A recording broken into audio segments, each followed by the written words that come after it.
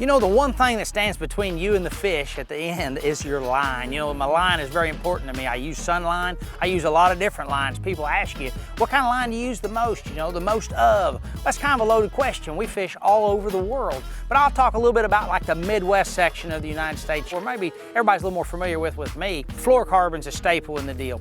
So when I start looking at the first of the season, I'm getting line ordered and everything, I'm gonna order a lot of snipers. Sunline Sniper is a line that you can cast really good, something I'm gonna cast a lot with, drag with a little bit. That's probably gonna be 50% of my line that I'm gonna use throughout the year in the fluorocarbon setup. Then I'm gonna use shooter. You know, shooter is super tough. It's something you're gonna flip boat docks with. You're gonna go ahead and just absolutely throw in a brush pile. You're gonna flip bushes with, get mean with. It'll really take some abuse, you know, and that's probably 30% of what I'm gonna do.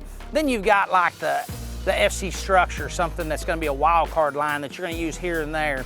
And the duo strike, you know, maybe a cranking line.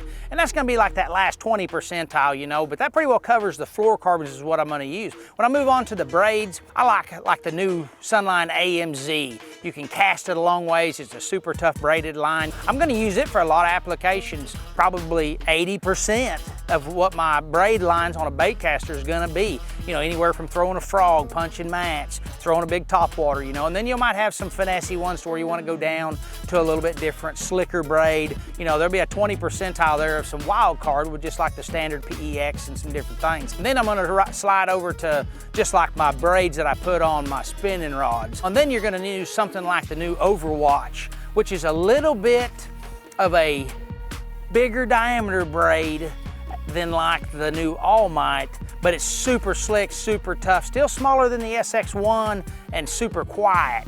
But then when you slide over to like forward-facing sonar, you're fishing current, I'm gonna have more of that All Might on there. It's super small, it's heavier than water, so it sinks. It's just a really good combination, but it kind of depends on if you're up on the bank throwing a shaky head, I'm probably gonna throw the Overwatch. If I'm gonna be out there forward-facing sonar, fishing deep, I'm gonna throw the All Might. That's kind of how I break down my line for the year, pack for the road, and know that I'm gonna have all the Sunline I need to get the job done, no matter where I am in the country.